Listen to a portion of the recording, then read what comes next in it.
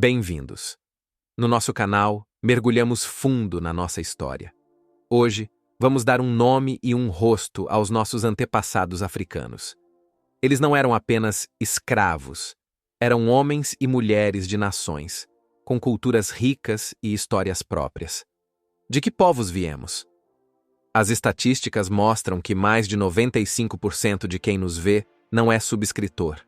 Se quer conhecer as suas raízes, ajude-nos a chegar aos 2.000 inscritos. Dê um gosto e subscreva. E lembre-se, estas imagens são recriações artísticas.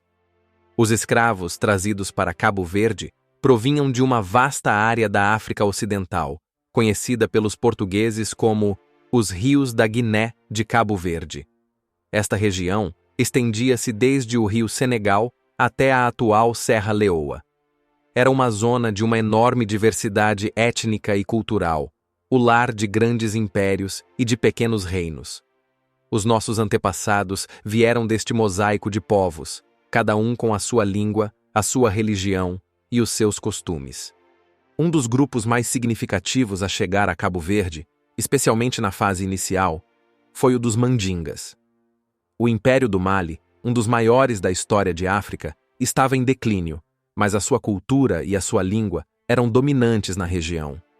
Os Mandingas eram conhecidos pela sua complexa organização social, pelas suas tradições de contadores de histórias, os griots, e muitos deles eram muçulmanos, trazendo consigo uma fé e uma cultura letrada, que por vezes era superior à dos seus captores. Outro povo de grande importância foi o dos Fulas, ou Peu, um grupo tradicionalmente pastoril e nômada, espalhado por uma vasta área da África Ocidental.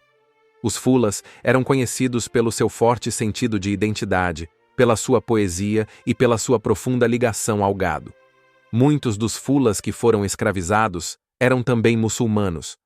A sua herança pode ser vista em algumas tradições e talvez até em traços fisionômicos presentes no nosso povo.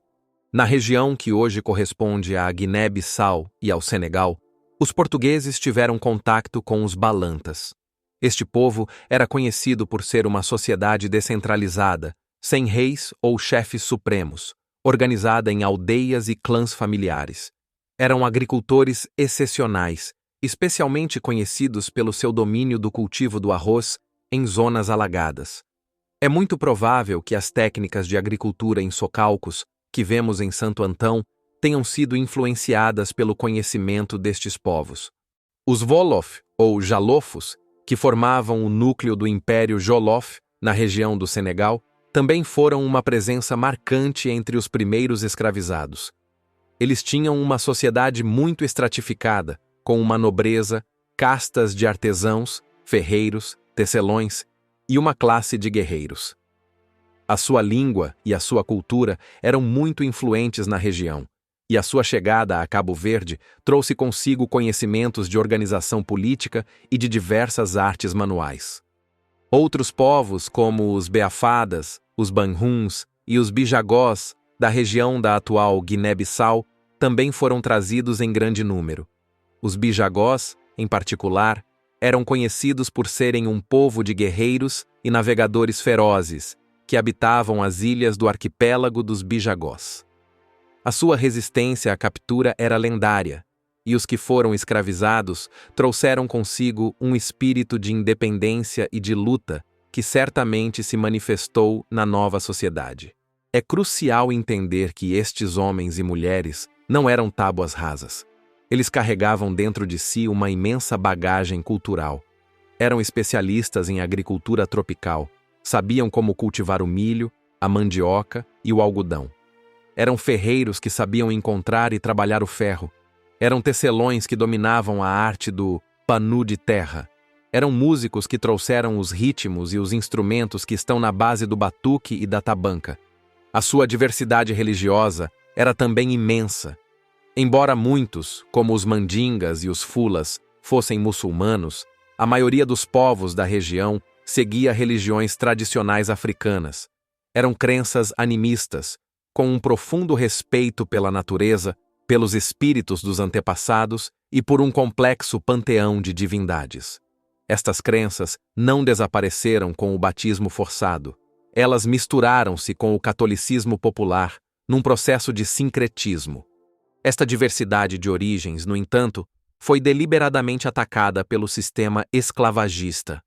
Ao serem misturados em Santiago, pessoas de diferentes etnias e que falavam línguas diferentes não conseguiam comunicar facilmente entre si. Esta foi uma das razões que acelerou o nascimento de uma nova língua, o crioulo. O crioulo nasceu da necessidade urgente de comunicação entre os escravos, e entre os escravos e os senhores, usando uma base lexical portuguesa, mas com uma gramática e uma sonoridade profundamente africanas. O processo de captura e de escravização era, em si, um fator de seleção. A viagem terrível desde o interior do continente até as praias de Cabo Verde era tão brutal que apenas os mais fortes e resilientes sobreviviam. Os nossos antepassados africanos foram, por definição, sobreviventes. Eles carregavam não apenas a dor da sua experiência, mas também uma força física e mental extraordinária, uma resiliência que se tornou uma das marcas da identidade cabo-verdiana. A sua influência na nossa cultura é total e omnipresente. Vemo-la na nossa cozinha, na base de milho da cachupa, no uso do feijão e da mandioca. Vemo-la na nossa música, nos polirritmos do batuque e na energia da tabanca. Vemo-la na nossa língua crioula, na sua estrutura e no seu vocabulário. Vemo-la nas nossas estruturas familiares, muitas vezes centradas na figura da mãe. A alma de Cabo Verde é, na sua essência, africana. Ao dizermos escravos da Guiné, corremos o risco de apagar a identidade destes povos. Eles não eram da Guiné, no sentido em que hoje entendemos. Eles eram mandingas, fulas, balantas, wolofs.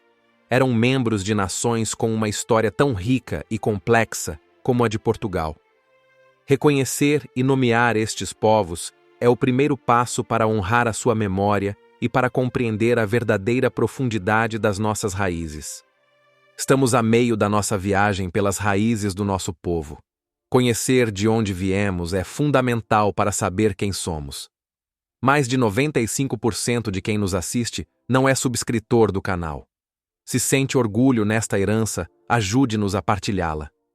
A sua subscrição é o que nos permite continuar e nos aproxima da nossa meta de 2.000 inscritos. Por favor, clique no botão de subscrever. É um apoio imenso. A história da nossa gênese africana é uma história de resistência cultural. Mesmo nas condições mais opressivas da escravatura, os nossos antepassados encontraram formas de preservar e de adaptar as suas tradições. A música e a dança, como o batuque, eram praticadas em segredo, longe dos olhos do Senhor. As histórias, os finazon, eram contadas à noite, mantendo viva a memória e a sabedoria dos seus povos de origem, um ato de rebeldia. O conhecimento que eles trouxeram foi a base da sobrevivência da própria colônia. Foram os agricultores africanos, com a sua experiência milenar de cultivo em climas tropicais, que tornaram a agricultura em Santiago viável. Foram os seus conhecimentos de plantas medicinais que ajudaram a combater as doenças. A sociedade colonial, embora construída sobre a sua exploração, não teria sobrevivido sem a sua sabedoria e o seu trabalho. A nossa identidade é, portanto, um mosaico. Não somos nem europeus, nem africanos no sentido puro. Somos crioulos. Somos o resultado único e irrepetível deste encontro, desta fusão dolorosa e criativa que ocorreu nas ribeiras de Santiago.